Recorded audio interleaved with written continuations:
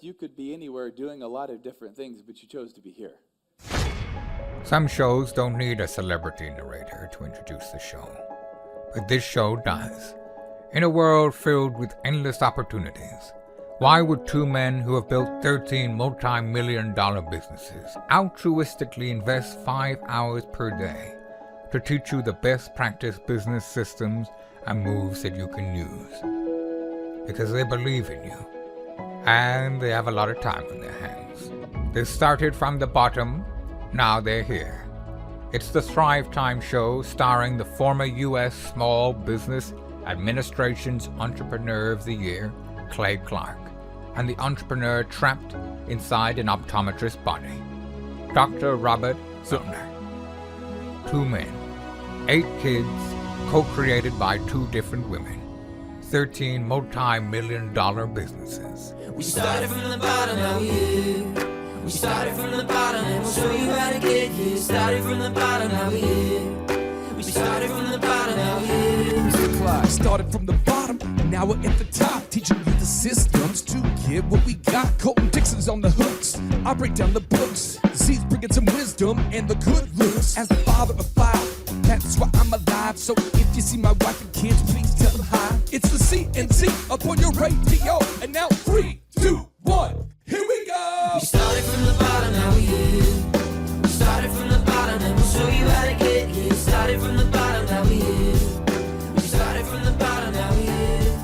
We started from the bottom, now we're here. We started from the bottom, and we'll show you how to get here. Started from the bottom, now we're here.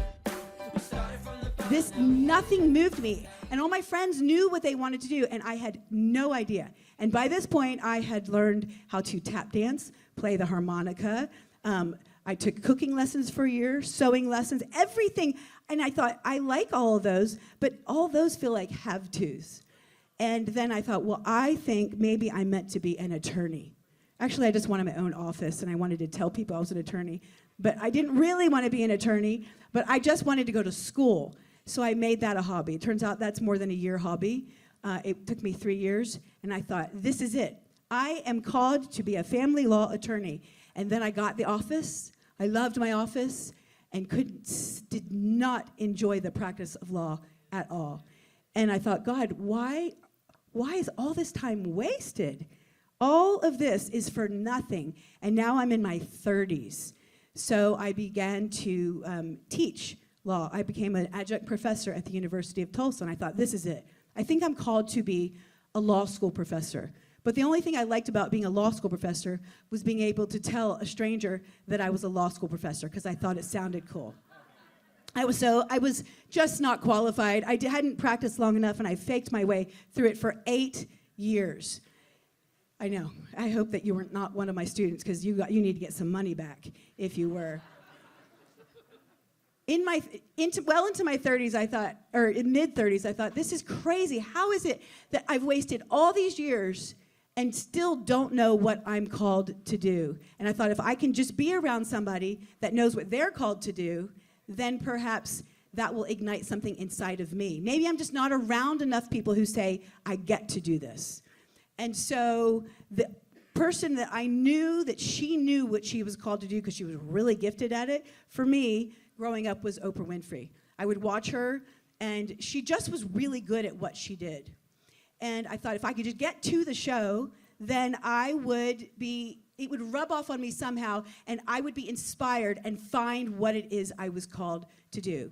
Because I believe every one of us, we were born with a purpose given uniquely to each one of us by God. And how is it that I am now in my 30s, and I do not know what that is?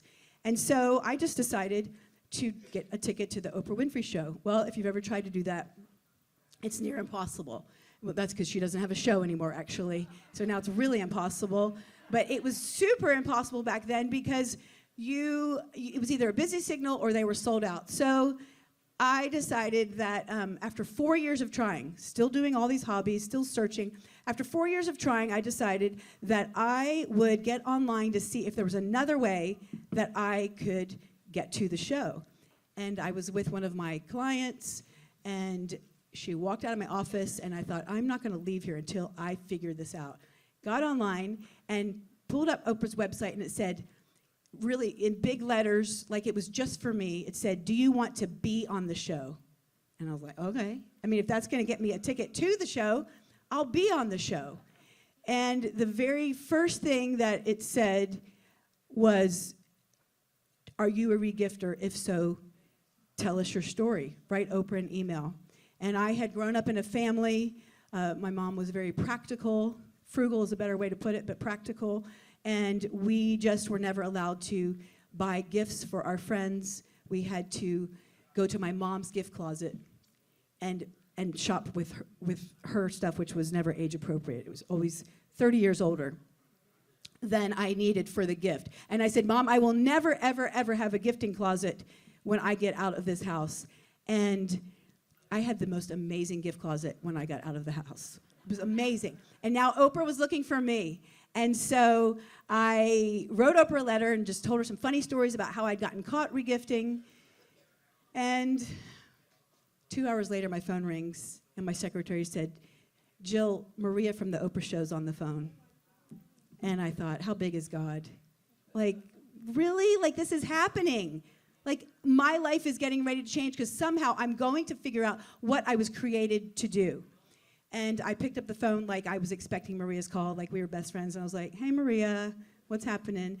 And she said, "Jill, we just read your email. We loved it. We want to fly to Tulsa tomorrow and film your gift closet." And I thought, this is amazing. I didn't care about being on the show. I just wanted to be there. So they flew to Tulsa. I had nothing in that gift closet. It was getting empty. So I went across the street to a little shopping center, used a credit card, bought everything that I could to fill that closet up, knowing I was going to take it all back. And I just thought that would be the best advertisement they will ever have. The next day after she came and filmed, it was super fun. It was a show about etiquette. Is it proper to regift? Can you chew gum in public? It was all these things, and I was going to be part of this show. She called me the next day, and she said, "The producers loved the clip. We would like to fly you and your husband out to be in the front row of the show." And I just thought, this is happening. So I sat down. I wanted to write my resignation at the law practice, and I thought, yeah, I'm gonna let this life go because there's something else for me. So we fly out there, sitting in the front row. I felt amazing. Like I was just gonna say thank you. When Oprah thanked me for being there, all I was supposed to say was thank you. They told me to only say thank you. And the show, right before the show started taping, Maria came over to me and she said, "Jill, I just want to tell you that there's been a change of plans. Oprah wants you on the stage with her, and she wants you to tell your stories." And I thought, this is when the heavens opened up. The angels were singing, and I knew something was happening. I could feel it. So I get up on the stage, and Oprah sits down, and she looked at me, and she said, all she said was, "I love your shoes." Oh, she said, "Nice shoes." And I heard that, and I thought, this is the best day of my life. This feels so amazing. I can't imagine what I'm going to learn here. And then I looked over on the other side, and there were etiquette experts from Canada, and they looked at me and said, "We love your shoes." And I thought, this is so beyond incredible what's getting ready to happen here. And just like that, the show started. They aired the clip, and Oprah said, "Jill, what do you think now that you've been exposed to the world?" And this, again, it was supposed to be a lighthearted thing. And I said, "Well, Oprah," and she said, "Hold on. Let's ask the etiquette experts what they think." I'm like, "Yeah, let's. They like my shoes. Let's see what they think." And they looked over at me, and they looked at Oprah, and they looked at they had just written a book, so that's why they were there.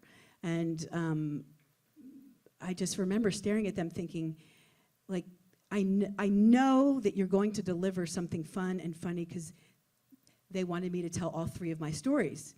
And so I was segueing in my mind, how do I get into these stories these fun stories that I get to tell? And she throws it to the etiquette experts, and they said, "Oprah, we think that Jill is rude and tacky, and that entire closet needs to be sent to Goodwill. And I felt like I was sucker punched. All these years, all these years of doing hobbies and looking for this get to. And I'm on the couch, the same one that Tom Cruise had just jumped off of, and I'm sitting there, and maybe not half. There's a lot of men in here might not get that. Is that, you know, when Tom Cruise jumped off the couch? Oh, I would have given you a bracelet if you said yes, but I'll still give you one. So I'm sitting there and I feel sucker punched, and just like that, it ended as quickly as it started. I didn't tell a single story. 13 minutes passed, and I could not understand why in the world God would take me to the highest peak only to go to the lowest valley in a matter of minutes. I would have rather just sat in the back like I wanted to originally than have to sit through the pain of 13 minutes of just not being able to blink because I had tears in my eyes. And I remember staring at these girls and thinking, you are my dream stealers. I didn't know what the dream was exactly, but you are my dream stealers. You don't even know it, but you're stealing something from me that is so valuable. I've been searching for it for so long. And I remember going back to sit with Terry, and he patted my leg like a good husband would do, and he's like, good job. We both knew he was lying. But we went to Gino's Pizza in Chicago after that, and I remember staring at the walls, and I had what I call Gino's Pizza moment, because everything got clear. It was really a lot of tears, cloudy, foggy, could not understand, felt wasted. All of that was wasted. And I had this clear moment as I'm staring at all the handwriting on the walls, and this was my clear moment, that whatever it was that I was called to do, ultimately in life, whether when I was 30, 50, 80, it only could happen if this happened. This was going to have such a purpose in my life that I couldn't skip this step. And then as soon as I felt that moment and had that clarity, I went back to fog. I went home, took all the stuff back first so I could get my money back. And then I gave it all to Terry and said, I don't ever want to open this closet again. This closet is a memory, not so much of the embarrassment. I can handle being embarrassed. It is a memory of the disappointment. My heart was sick from longing for something only to be disappointed, and I did not want to be reminded of that. So 5 years went by, and a lot of times we don't know, whether it's in business or in our personal life, we don't know how much asleep we have gone on the inside because we've become resentful of somebody else or something disappointed us, and that we stop creating. We stop being all that God called us to be. So for 5 years, I fell asleep internally. And I remember 5 years later, sitting up in bed one night at 2 o'clock in the morning, and I could not take it anymore. And I just said out loud when my husband was sleeping and kids were sleeping, I sort of whispered, I said, I forgive Canada, because that's kind of what I called these girls. They represented all of Canada for me because they were from Canada.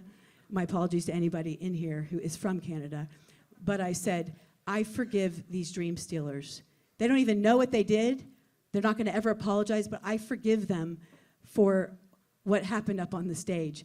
The second I said it, it was like I'd been carrying a backpack filled with a lot of rocks of resentment and disappointment. The second I said I let it go, it was like they came out and I felt lighter, completely transformed. And then I got up out of bed, opened that closet again that had been left closed for a long time. It was our linen closet. So I don't know where we were getting our clean sheets from, but it was not the linen closet. And I said, God, would you give me an idea to fill this closet up with things that I can regift to other people? And just like that, because I now had room in my backpack, just like that, this idea deposited to open this drawer that was filled with cuffs. I worked for American Airlines, working my way through law school, and I would buy a cuff in every country or city to remind me of the place I had been to. And I remember opening the drawer and looking at all of them, and I got this idea that may not have come but for saying, I forgive the dream stealers. And the idea was to teach myself how to make cuffs and engrave on there words of life and hope that I wished I would have had on my wrist for the 5 years before that, to remind me that faith in God includes faith in his timing. This too shall pass, to take it one day at a time. And so I got up and I Googled, how do you make leather cuffs? How do you engrave? And for the next 5 months, I ruined the guest bedroom, putting my kids to sleep at 9 o'clock. I would stay there till 4 or 5 o'clock in the morning. And when you fall in love with something, be it your business, a hobby, when you truly fall in love with something, you don't really see a lot around you. I forgot to feed my children. I'm like, you ate on Monday. It's like Thursday. Back in the day, they probably just ate once a week. I was so obsessed because I had become alive again, because I let go of something that I had been carrying for so long. And I kept filling up this closet with words of hope and words of life. I didn't even care about having a business. As a matter of fact, I didn't even really want a business. All the business owners and entrepreneurs I knew would say, I haven't slept in 3 days, or I haven't taken a vacation in 5 years. And I'd be like, I don't want that life. I just wanted to create. But I felt like when I opened the closet up and it was filled with cuffs, that I was supposed to take a few of them off, put them on my wrist, and start giving them away. And I was like, I've worked so hard on these. I don't want to just give them away to strangers, Aaron. Now we're friends. And I put 3 of them on, and I said, okay, I'm not going to rest until I do what I feel like I'm called to do. And I went across the street to the grocery store, and I walked in, and I saw a grocery store full of people. And I just said, my knower will know when I see the person I'm supposed to give this to. And I saw this girl who was checking people out, and got some groceries in my cart and got in her line. And when I got up there, I didn't look down at my wrist. I just went like this and snapped one off and handed it to her. And I said, I feel like I'm supposed to give this to you. And immediately this woman started to weep. And it was a very awkward moment. It was the first one I ever gave away. And it's an awkward thing just to give away something like that. Like, here's an earring, hope you like it. It was just a weird feeling. And I said, are you okay? I'm so sorry, are you okay? And everybody was in line behind me watching, and she said, I've never seen you before. I don't know how you would know this. She said, but yesterday, I was diagnosed with breast cancer. And when I was in the doctor's office and just got the news, she said, I just said quick prayer, God, give me a sign of hope that everything will be okay. And we looked down at the bracelet. I looked down at the bracelet, and it was a pink bracelet. And she looked back at me and said, I just want to thank you for being that sign of hope. And it was at that very moment that I said, that is it. I know what I am called to do. I am called to give away hope every single day for the rest of my life. I got in my car, shut the door, and I started to weep and realized, wow, all along, I thought, what a waste this was. What a waste all these years of hobbies were. And God knew all along that at some point, I would say, it was my get-to all along. All those things that I thought were have-tos, all the things that felt like Groundhog's Day to me, were actually part of God's get-to. See, I have these daughters who like to change plans, and they'll call me at midnight and say, can you come pick me up from my friend's house? And I'll say, oh, do I have to? And then I'll tell my husband, I have to go get Peanut, or I have to go get Ireland. And I felt very convicted because God said, aren't these the children, after you had 3 miscarriages, that you prayed for? Aren't these the children for whom you prayed? And I would say, yeah. And he said, those are your get-to, whether you're driving them around. And in the business, sometimes you don't sleep for 3 days. And I'm like, I have to stay up, I have to do this. And God's like, isn't this the company for whom you have prayed for years and years? This is your get-to. Whether you're on the highest mountaintop or in the deepest valley, this is all part of your get-to. So when you leave here today, you may feel that your get-to is way further than when you walked in because of all the information you got. But I want to tell you that whether or not you are thriving financially or whether you are in the deepest valley financially, this is all part of your get-to. You can't say at some future point, I will be happy and I will get there someday. Because if you do not lay each plank one at a time, you will fall fast. This is all part of your get-to. You can only get to step 100 by going through all of these steps. I'm going to close here in just a second. I want to say that when 2 years ago, I did a hobby, and every single day, I'm still doing them up to this year. But 2 years ago, every day I decided to create one piece of art and fully finish the piece of art every day until I got to day 365, and I numbered all of them because I wanted to look back and say, how is it day 200 compared to day 1? And when I did that, I realized there's no way you magically get to day 200 without the pain of going through day 1, 2, 3, 4, 5. You have to. So whatever day you are on, if you don't stop, you will get to day 200. Because when I got to day 200, I loved that art. It's embarrassing when I look at the first 200 days that I numbered. I would never have gotten there if I stopped. You just cannot stop doing what you're doing because you will never get to the point where you love what you do if you aren't bad at first. We have a saying when you first walk into our corporate office, and it says, "Don't compare your chapter 1 to chapter 20." And that is even for your own self, not comparing it to anybody else. I'm saying that if you do not stop, you will get to your day 200, to your day 300. 3 years after Rustic Cuff started, I got a letter from the Oprah show, and it said, "Dear Jill, congratulations. Rustic Cuff has been chosen to be on the wrist of Oprah on her March issue." And it was this big orange cuff that I had mailed to her best friend, Gail King, who used to wear it all the time on the CBS morning show. And I just thought, you're telling me that Oprah is wearing a regifted cuff on the cover of her magazine? Wasn't planned, didn't know it, but it's a story that I could never, ever have written. And I say, how big is God? But for the pain of what I went through, but for the lowest valley, I don't think I would have ever moved forward with even going to any sort of mountaintop had I not gone through that. So I would say your lowest valleys are also your get-tos. Every single hobby, when I look back, I think, wow, how grateful I am that now I view them as my get-to. Every drive I drive my girls, every time I have to make my husband dinner or order DoorDash, really, because I don't enjoy cooking. I'm like, okay, I get to do this because we dated for 11 years. He had cancer. This is the husband for whom I prayed. I get to do this. So I want to inspire you, try to inspire you when you leave here, that no matter where you are in your business, in your company, or in your personal life, don't say, I will be happy when I get to the level that this speaker or this speaker got to. Like right now is the spot that you have to be in. This is part of your get to, because this will pass. You will get to another spot, and you will be able to look back and say, that was all of my get to.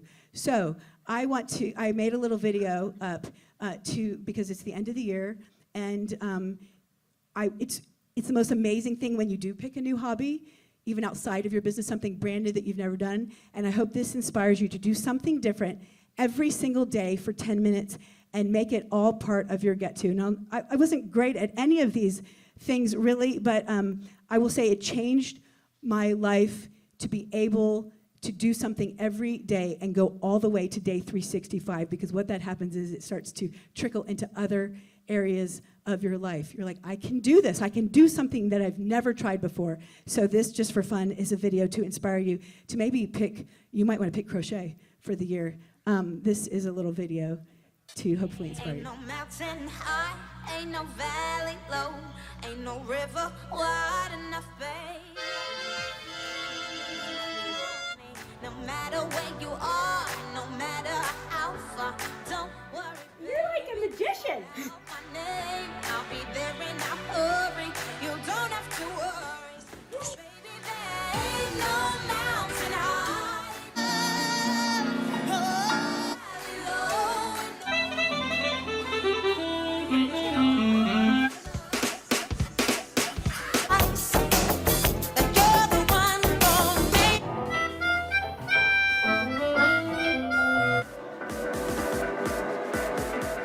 I want to announce this to everyone who's listening. I am not your real mother. Oh. Everybody gets 2 foul shots.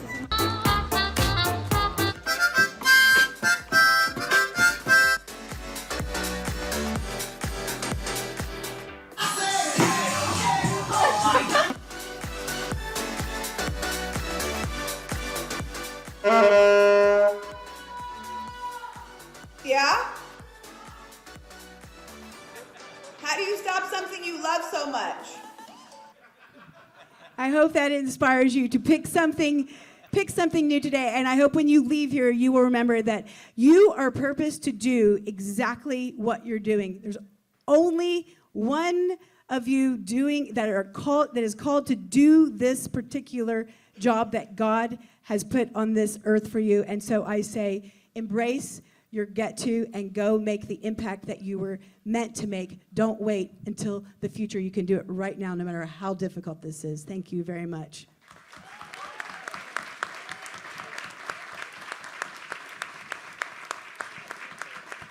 All right, we're going to do a group photo. Can we do a group photo? I think a group photo is needed. So we're all going to do a group photo. So you can kind of stand up here if you'd like. That'd be great. And we're all going to squeeze in here. And then Andrew, you're going to get very tall on some. Are you doing good? Okay, Jill, you and I are going to be.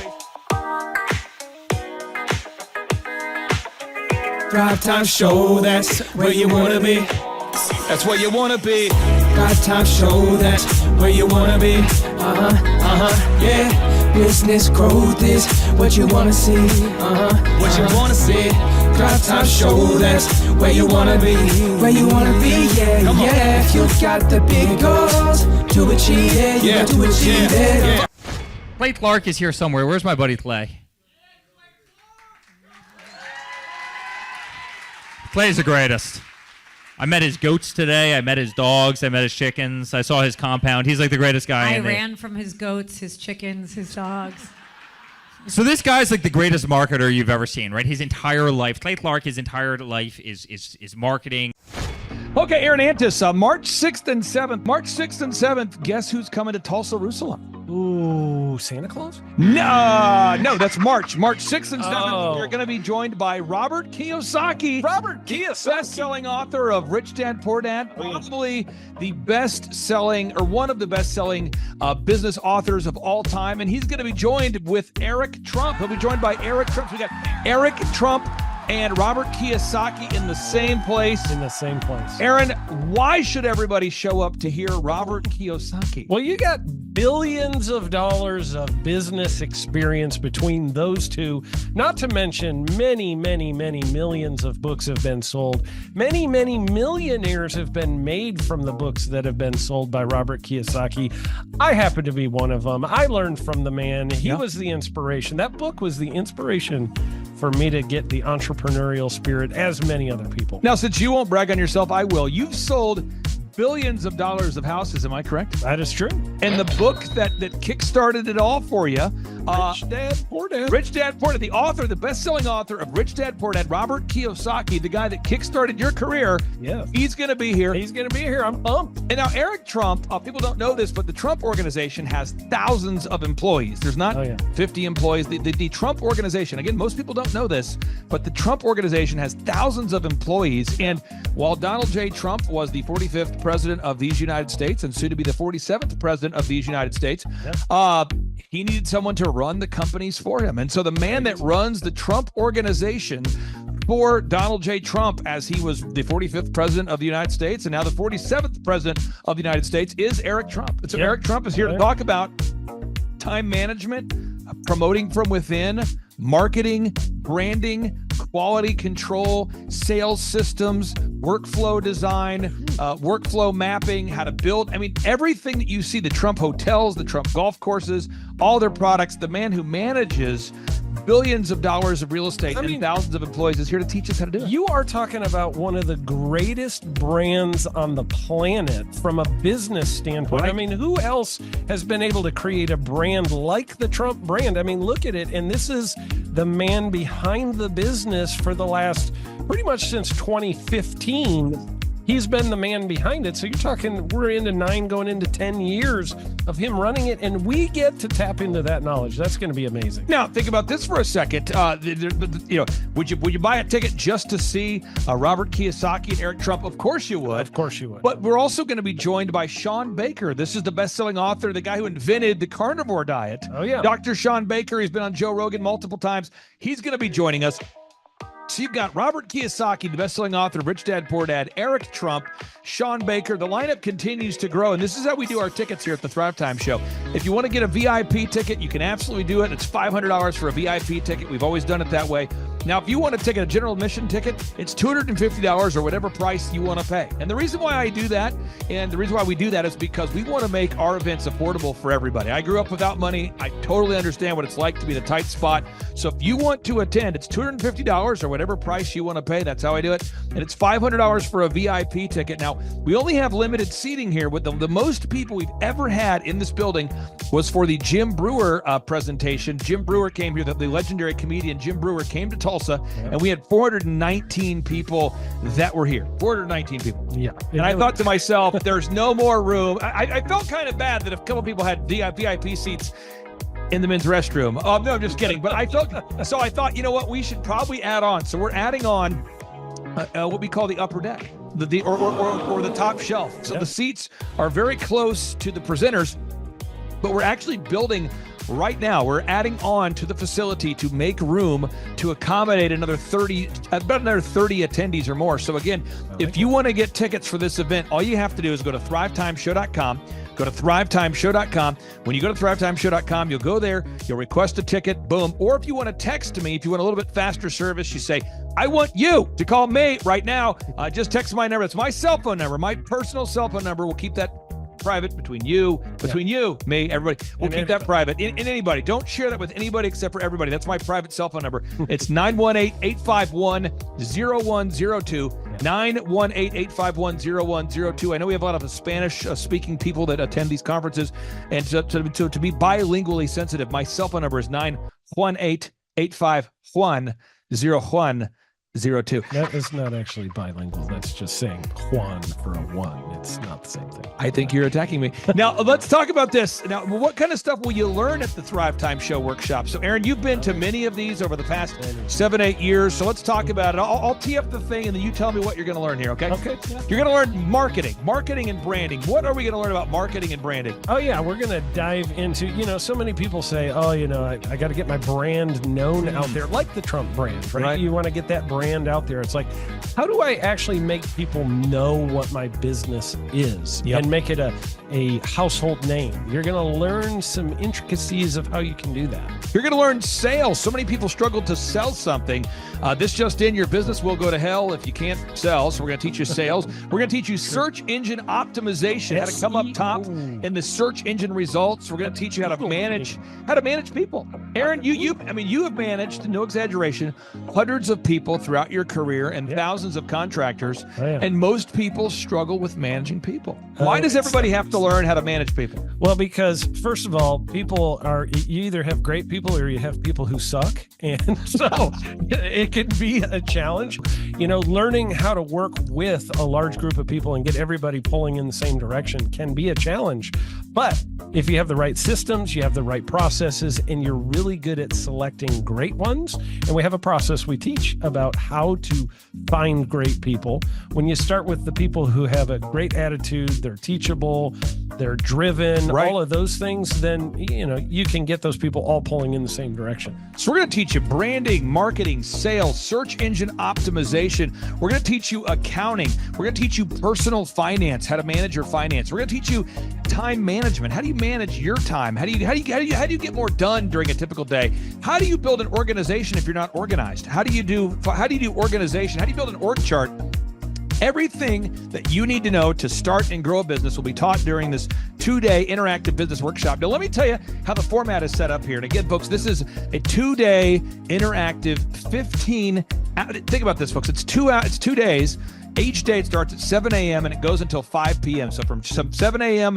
to 5 p.m., 2 days. It's a 2-day interactive workshop. The way we do it is we do a 30-minute teaching session, and then we break for 15 minutes for a question and answer session. So, Aaron, what kind of great stuff happens during that 15-minute question and answer session after every teaching session? I actually think it's the best part about the workshops, because here's what happens. I've been to lots of these things over the years. I've paid many thousands of dollars to go to them.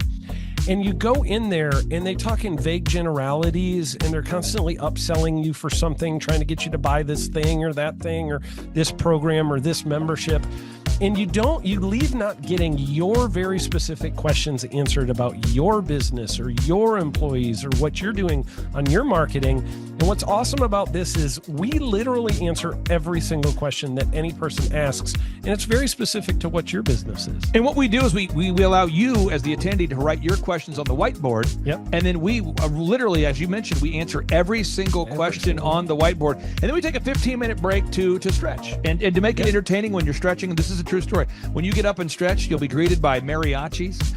There's going to probably be alpaca here, llamas, helicopter rides, a coffee bar, a snow cone. There's just... You had a crocodile one time. That was pretty interesting. You know, I should write that down and actually do that. Sorry for that one guy that we lost. The crocodile, we duct taped its face so that we duct taped. No, it was a baby crocodile. And it was duct tape. Yeah, duct tape around the mouth so it didn't bite anybody. But it was really cool passing that thing around and I should do that. We have a small petting zoo that will be assembled. It's going to be great. And then you're in the company of hundreds of entrepreneurs. So there's not a lot of people in America today. In fact, there's less than 10 million people today, according to U.S. Debt Clock, that identify as being self-employed. So if you have a country with 350 million people, that means you have less than 3% of our population that's even self-employed. Yeah. So you only have 3 out of every 100 people in America that are self-employed to begin with. And when Inc. magazine reports that 96% of businesses fail by default, you have a 1 out of 1,000 chance of succeeding in the game of business. But yet the average client that you and I work with, we can typically double this. And this is no hyperbole, no exaggeration. And I have thousands of testimonials to back this up. We have thousands of testimonials to back it up. But when you work with a home builder, when I work with a business owner, we can typically double the size of the company within 24 months. Yeah. Double. And you say double? Yeah, there's businesses that we have tripled. There's businesses we've grown 8x. There's so many examples you can see at thrivetimeshow.com. But again, this is the most interactive, best business workshop on the planet. This is objectively the highest rated and most reviewed business workshop on the planet. And then you add to that Robert Kiyosaki, the best-selling author of Rich Dad, Poor Dad. You add to that Eric Trump, the man that runs the Trump Organization. You add to that Sean Baker. Now you might take, but Clay, is there more? I need more. Well, okay, Tom Wheelwright is the wealth strategist for Robert Kiyosaki. So people say, Robert Kiyosaki, who's his financial wealth advisor? Who's the guy who manages, who's his wealth strategist? His wealth strategist, Tom Wheelwright, will be here. And you say, Clay, I'm not going to get a ticket unless you give me more. Okay, fine. We're going to serve you the same meal both days. True story. We cater in the food, and because I keep it simple, I literally bring in the same food both days for lunch. It's Ted Escondido's, an incredible Mexican restaurant. That's going to happen. And Jill Donovan, our good friend, who is the founder of Rustic Cuff. She started that company in her home, and now she sells millions of dollars of apparel and products. That's rusticcuff.com. And someone says, I want more. This is not enough. Give me more. Okay. I'm not going to mention their names right now because I'm working on it behind the scenes here. But we've got one guy who's given me a verbal to be here. And this is a guy who's one of the wealthiest people in Oklahoma, and nobody really knows who he is because he's built systems that are very utilitarian, that offer a lot of value. He's made a lot of money in it's where you rent. It's short term. It's where you're renting storage spaces. He's a storage space guy. He owns what do you call that? The rental, storage space. Storage units. This guy owns storage units. He owns railroad cars. He owns a lot of assets that make money on a daily basis, but they're not like customer facing. Most people don't know who owns the mini storage facility, or most people don't know who owns the warehouse that's passively making money. Most people don't know who owns the railroad cars, but this guy, he's given me a verbal that he will be here, and we just continue to add more and more success stories. So if you're out there today and you want to change your life, you want to give yourself an incredible gift, you want a life-changing experience, you want to learn how to start and grow a company, go to thrivetimeshow.com. Go there right now, thrivetimeshow.com. Request a ticket for the 2-day interactive event. Again, the day here is March 6th and 7th. March 6th and 7th, we just got confirmation. Robert Kiyosaki, best-selling author, Rich Dad Poor Dad. He'll be here. Eric Trump, the man who leads the Trump Organization. It's going to be a blasty blast. There's no upsells. Aaron, I could not be more excited about this event. I think it is incredible. And there's somebody out there right now, you're watching and you're like, but I already signed up for this incredible other program called Smoke Your Way to Thin. I think that's going to change your life. I promise you this will be 10 times better than that. Looks like I picked the wrong week to quit smoking. Don't do the Smoke Your Way to Thin conference. That is, I've tried it. Don't do it. Yeah, chain smoking is not a viable. I mean, it is life-changing. It is life-changing. If you become a chain smoker, it is life-changing. Not the best weight loss program, though. Right, really. So if you're looking to have life-changing results in a way that won't cause you to have a stoma, get your tickets at thrivetimeshow.com. Again, that's Aaron Antis. I'm Clay Clark, and reminding you and inviting you to come out to the 2-day interactive Thrivetime Show workshop right here in Tulsa, Oklahoma. I promise you it will be a life-changing experience. We can't wait to see you right here in Tulsa, Oklahoma.